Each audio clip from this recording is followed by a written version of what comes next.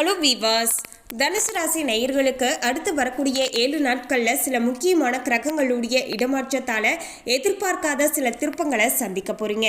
இந்த திருப்பங்களானது தனுசு ராசி நேயர்களுடைய வாழ்க்கையில் சாதகமான பலன்களை கொடுக்க போகிறதா, இல்லை என்றால் ஏதாவது பிரச்சனைகளை கொடுக்க போகுதா என்பது குறித்து தெளிவாக தெரிந்து கொள்ளலாம். தனுசு ராசி நேயர்களுக்கு அர்த்தாஷ்டம சனியானது ஆரம்பித்த முதல் வாரம் அப்படின்னே கூட சொல்லலாங்க. ஆமாங்க, இனி இந்த அர்த்தாஷ்டம சனியின் மூலமாக உங்களுடைய வாழ்க்கையில் பல ஏற்ற இறக்கங்களை நீங்க சந்திக்க போறீங்க அப்படின்னு சொல்லலாங்க. அந்த வகையில் இந்த வாரத்தில் இன்னும் இந்த அர்த்தாஷ்டம சனியோடு இன்னும் எந்த மாதிரியான கிரக அமைப்புகள் எல்லாமே கூடி வந்திருக்குங்க. இந்த கிரக அமைப்புகளின் மூலமாக உங்களுடைய வாழ்க்கையில தனிப்பட்ட முறையில் என்னவெல்லாம் நடக்க போகிறது, உங்களுடைய தொழில் சார்ந்த வாழ்க்கை, தனிப்பட்ட குடும்ப வாழ்க்கை, அது மட்டும் கிடையாதுங்க, உங்களுடைய ஆரோக்கியம் என்று எல்லா விஷயங்களும் எப்படி அமைய போகுது அப்படிங்கிறத பற்றி தான் நம்ம தெளிவாக தெரிந்து கொள்ள போகிறோம். தனுசு ராசி நேயர்கள், இந்த வீடியோவை நீங்கள் பார்த்துட்டு இருந்தீங்கன்னா ஓம் ஸ்ரீம் குருவே போற்றி அப்படிங்கிற இந்த திருமந்திரத்தையும் கமெண்ட்ஸில் 3 முறை டைப் பண்ணுங்க. இதனால குருவுடைய ஆசீர்வாதத்தால் உங்களுடைய பிரச்சனைகள் அனைத்துமே தீர ஆரம்பிக்கும். அதுக்கு முன்னாடி இன்னும் நம்ம சேனலை சப்ஸ்கிரைப் பண்ணலன்னா சப்ஸ்கிரைப் பண்ணிடுங்க. அப்படியே பக்கத்தில் இருக்கக்கூடிய பெல் ஐக்கானையும் ப்ரெஸ் பண்ணுங்க. வாங்க வீடியோக்குள்ளே போகலாம். 1/4/2025 செவ்வாய்க்கிழமையில இருந்து வரப்போகின்ற 7/4/2025 திங்கட்கிழமை வரையிலான இந்த இடைப்பட்ட 7 நாட்களை வைத்து பார்க்கும்போது ஏப்ரல் மாதத்துடைய முதல் வாரத்தில் திருக்கணித பஞ்சாங்கத்தின் அடிப்படையில் நவக்கிரகங்களுடைய சஞ்சாரத்தை வைத்து பார்க்கும்போது சூரியன் மீன ராசியில் அமர்ந்து சஞ்சாரம் செய்து கொண்டு இருக்காரு. செவ்வாய் வக்ரகதியில மிதுன ராசியில சஞ்சாரம் செய்கிறார். வருகின்ற ஏப்ரல் 2ஆம் தேதி கடகத்திற்கு செல்ல போகிறார். புதன் மீன ராசியில் அமர்ந்து பயணம் செய்து கொண்டு இருக்காரு. ரிஷபத்தில் குருவுடைய சஞ்சாரமும் சுக்கிரன் மீன ராசியிலையும் அமர்ந்து பயணம் செய்கிறார். மேலும் ஏப்ரல் 1ஆம் தேதியே பார்த்தீங்கன்னா வக்ரகதியும் அடைய போகிறார். சனி பகவான் கும்பத்தில் அமர்ந்து பலன்களை கொடுக்க போகிறார். மீனத்தில் ராகு, கன்னியில கேது என மற்ற கிரகங்களுடைய சஞ்சாரமும் அமைஞ்சிருக்குங்க. மேலும் இந்த வாரத்தில் வேறு கிரக மாற்றங்கள் எதுவும் நடைபெற போவது கிடையாது. அதே போல சனி பகவான் பார்த்தீங்கன்னா மீனத்திலையும் பார்த்தீங்கன்னா தற்போது சஞ்சாரம் செய்து கொண்டு இருக்காரு என்பது குறிப்பிடத்தக்க ஒரு விஷயங்க. எனவே தான் இந்த வாரம் கிரகங்களுடைய சஞ்சாரம் கூட்டணி பார்வைகளால் இனி வரப்போகின்ற நாட்களில் தனுசு ராசி நேயர்களுடைய வாழ்க்கையில எப்படிப்பட்ட மாற்றத்தையும் தாக்கத்தையும் சந்திக்க போறாங்க என்பது குறித்து தெளிவாக தெரிந்து கொள்ளலாம். தனுசு ராசி நேயர்களே, தனுசு ராசி அன்பர்களுக்கு இனி வரப்போகின்ற அடுத்த 7 நாட்களானது சூரிய பகவான் உங்களுடைய ராசிக்கு 4ஆம் இடத்தில் அமர்ந்து சஞ்சாரம் செய்து கொண்டு இருக்காரு. ஸோ இதன் விளைவாக இனி வரப்போகின்ற நாட்களில் தொழிலுக்கு இடையூறாக சின்ன சின்ன தொல்லைகளானது அவ்வப்போது உருவாகலாம் என்பதால் கொஞ்சம் நீங்கள் பார்த்து தாங்க நடந்துக்கணும். ஆல்ரெடியே பார்த்தீங்கன்னா தொழில் ரீதியாக சில சிக்கல்களை நீங்கள் சந்தித்து கொண்டு தாங்க இருக்கீங்க. அதோடு சேர்த்து பார்த்தீங்கன்னா இன்னுமே சில பிரச்சனைகளானது ஏற்படலாம் என்பதால் தொழில் ரீதியாக ரொம்பவே ஜாக்கிரதையாக இருங்க. அதே போல் தொழில் ரீதியாக குறுக்கு வழியில் போகலாம் அப்படின்னு நினைக்காதீங்க. நிச்சயமாக அதன் மூலமாக பார்த்தீங்கன்னா உங்களுக்கு மிகப்பெரிய நஷ்டங்கள் ஏற்படுவதற்கான வாய்ப்புகளானது இப்போது இருக்குங்க. நேர் வழியில் சென்றாவே பல்வேறு விதமான தொல்லைகளும் பிரச்சனைகளும் ஏற்படக்கூடும் என்பதால் நீங்கள் கொஞ்சம் இனி ஜாக்கிரதையாகத்தான் இருக்க வேண்டும்.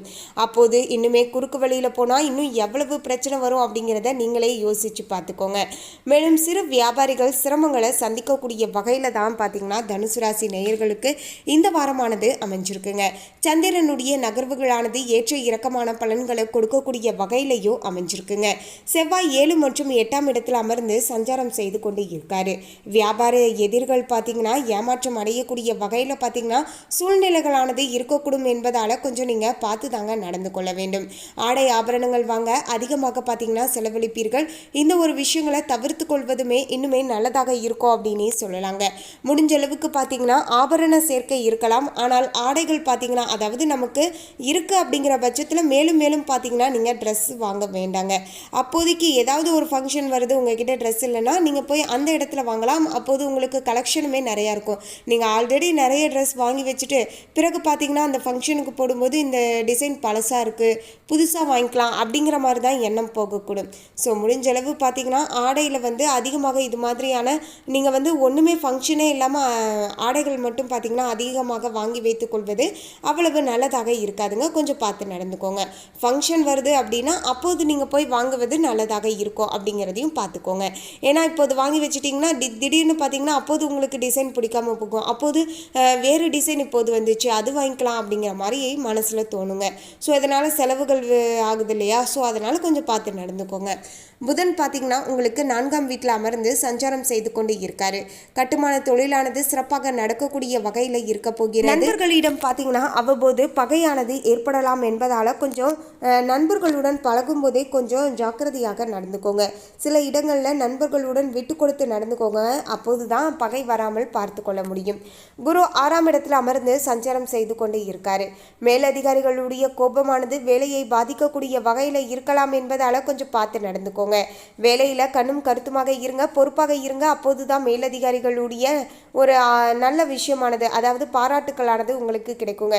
இல்லை என்றால் தேவையில்லாம உங்களுக்கும் உங்களுடைய மேலதிகாரிகளுக்கும் இடையே பார்த்தீங்கன்னா நிறைய மனஸ்தாபங்களும் பிரச்சனைகளும் ஏற்படலாம். ஸோ இதெல்லாம் நடக்கக்கூடாது அப்படின்னு நினைச்சிங்கன்னா உங்களுடைய வேலையை, உங்களுக்கு கொடுத்த வேலையை உரிய நேரத்தில் கரெக்டாக செஞ்சு வச்சுடுங்க. கல்வி சம்பந்தமான முடிவுகளை எடுப்பீர்கள். சுக்கிரன் 4ஆம் வீட்டில் அமர்ந்து சஞ்சாரம் செய்து கொண்டு இருக்காரு.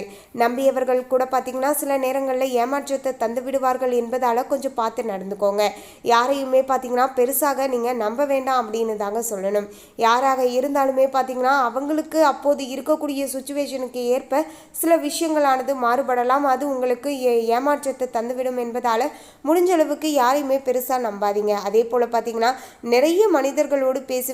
எல்லாரையுமே பார்த்தீங்கன்னா ரொம்பவே நல்லவங்க அப்படின்னு சொல்லிட்டு உங்களுடைய பர்சனல் விஷயங்களை அவங்க கிட்ட நம்பி சொல்ல வேண்டாங்க. எதுவாக இருந்தாலும் ஓரளவுக்கு அளவோடு நீங்கள் பேசி பழகுவது தான் உங்களுக்கு நல்லது அப்படின்னே சொல்லலாங்க. வியாபாரிகள் பார்த்தீங்கன்னா கடுமையான முயற்சி செய்து லாபத்தை பார்ப்பார்கள். அதாவது இந்த தனுசு ராசி நேயர்களை பொறுத்த வரைக்கும் இந்த அடுத்த 7 நாட்களில் உங்களுடைய கையில் தான் இருக்குது. அதாவது நீங்கள் எந்த அளவுக்கு கடினமாக உழைக்கிறீங்களோ அந்த அளவிற்கு ஓரளவுக்கு லாபத்தை நீங்கள் பார்க்கலாங்க. அதாவது அதீத லாபம் கிடைக்காதுங்க. நீங்கள் கடினமாக உழைக்கும் போது தான் ஓரளவுக்கான லாபத்தையாவது பார்க்க முடியும். அதே போல் பார்த்தீங்கன்னா லாபம் ஏற்படுவதன் மூலமாக கடன் பிரச்சனைகள் கொஞ்சம் குறைய ஆரம்பிக்கும். அதை விட்டு நீங்களுமே அசால்ட்டாக தொழில் ரீதியாக அது பாட்டு நடக்கட்டும், நம்ம கடமையை செய்வோம், இன்னைக்கு நான் வந்தேன் இதை செஞ்சுட்டா போதும் அப்படிங்கிற மாதிரி போயிட்டு இருந்தீங்கன்னா உங்களுக்கு எந்தவித லாபமுமே கிடையாது. அதை தாண்டி பார்த்தீங்கன்னா இன்னைக்கு நம்ம இந்த எஃபோர்ட் போட்டோம், நமக்கு அதுக்கான பிரதிபலன் கிடைக்கல, நாளைக்கு இன்னுமே இதை விட அதிகமாக நம்ம எஃபோர்ட் போடணும் அப்படின்னு நினச்சி நம்ம தொழில் ஆர்வத்தோடு வேலை பார்த்தா மட்டும்தான் பார்த்தீங்கன்னா நமக்கு கையில் லாபமானது நிற்கக்கூடும். கையிருப்பானது அதிகரிக்க ஆரம்பிக்கும். சனி 3 மற்றும் 4ஆம் வீட்டில் அமர்ந்து சஞ்சாரம் செய்து கொண்டு இருக்கின்றார். செய்கின்ற தொழிலில் மாற்றமானது உருவாகலாம். எதிர்பாராத வகையில் பண வரவானது உண்டாகக்கூடிய வகையிலையும் இருக்கும். வந்த பணத்தை செலவு செய்யக்கூடிய வகையில் சில சூழ்நிலைகளுமே உருவாகும் என்பதால் எல்லா விஷயங்களுக்குமே கொஞ்சம் தயாராக இருந்துக்கோங்க. வீடு மனைகள் வாங்கக்கூடிய யோகமானது சிலருக்கு சாதகமாக அமைஞ்சிருக்குங்க.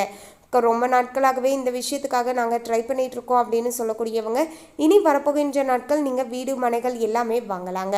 அதே போல் பார்த்தீங்கன்னா நீங்கள் வீடு வாங்குறீங்க மனை வாங்குறீங்க அப்படின்னா அதற்கு முன்னதாகவே பார்த்தீங்கன்னா சில விஷயங்கள் எல்லாமே கரெக்டாக இருக்கா, பத்திரம் கரெக்டாக இருக்கா அப்படிங்கிறத 1க்கு 2 முறை பார்த்தீங்கன்னா செக் பண்ணி எல்லாமே கரெக்டாக இருக்குது, லீகலாக இருக்குது அப்படிங்கிற பட்சத்தில் நீங்கள் தாராளமாக பார்த்தீங்கன்னா அந்த லேண்டை பார்த்தீங்கன்னா இல்லை அந்த வீட்டையோ நீங்கள் வாங்கலாங்க.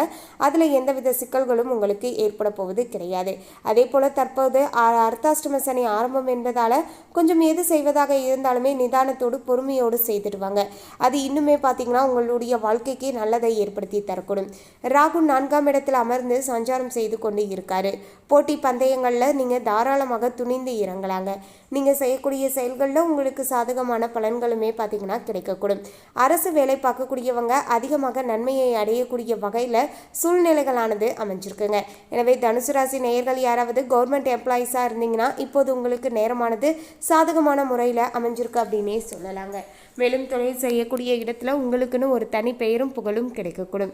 கேது 10ஆம் வீட்டில் அமர்ந்து சஞ்சாரம் செய்து கொண்டு இருக்காரு. கமிஷன் வியாபாரமானது சிறப்பாக நடக்கக்கூடிய வகையில் இருக்க போகிறது. எனவே தனுசு ராசி நேயர்கள் யாராவது இந்த தொழில் செய்யக்கூடியவர்கள், அதாவது கமிஷன் வியாபாரம் செய்யக்கூடியவங்களாக இருந்தீங்கன்னா இப்போது நிலைமை அருமையாக அமைஞ்சிருக்குங்க. இந்த வாய்ப்பை தவற விச்சாதீங்க. அதிகமாக இந்த வாரங்களில் முயற்சி செய்யுங்க. நல்ல லாபமானது கிடைக்கக்கூடும். பங்குச்சந்தையானது அதிக லாபத்தை ஏற்படுத்தி தரக்கூடுங்க. தனுசு ராசி நேயர்களுக்கு இப்போது ஷேர் மார்க்கெட்டில் கொஞ்சம் கொஞ்சமாக பார்த்தீங்கன்னா பழைய நிலைமைக்கு போயிட்டுருக்கு அப்படின்னே சொல்லலாங்க. நல்ல ஒரு க்ரோத்தை பார்த்துட்டே இருக்கோம். அதே போல் பார்த்தீங்கன்னா நம்மளுடைய லாஸ் எல்லாமே கொஞ்சம் கொஞ்சமாக குறைஞ்சி ப்ராஃபிட்டாக பார்த்தீங்கன்னா நமக்கு மாறிட்டு இருக்குங்க. ஸோ இந்த டைம் பார்த்திங்கன்னா ஷேர் மார்க்கெட் பார்த்திங்கன்னா உங்களுக்கு நல்ல ஒரு லாபத்தை ஏற்படுத்தி தரக்கூடிய வகையில் பார்த்திங்கன்னா நிலைமையானது அமைஞ்சிருக்குங்க. மொத்தத்தில் தனுசு ராசி நேயர்கள் அடுத்து வரக்கூடிய 7 நாட்களுமே கொஞ்சம் விழிப்புணர்வுடன் ஜாக்கிரதையாக நடந்துக்கோங்க. சனிக்கிழமை சனி பகவானுக்கு எள்ளெண்ணெயில் தீபம் போடுங்க. சனியினால் ஏற்படக்கூடிய கெடுபலன்கள். மேலும் இந்த தகவலை பற்றி உங்களுடைய கருத்தை கமெண்ட்ல பதிவு பண்ணுங்க. இந்த தகவல் உங்களுக்கு பிடிச்சிருந்தா லைக் பண்ணுங்க, ஷேர் பண்ணுங்க. இது போன்ற சுவாரஸ்யமான தகவலை தெரிந்து கொள்ள சேனலை சப்ஸ்கிரைப் பண்ணுங்க. தேங்க்யூ.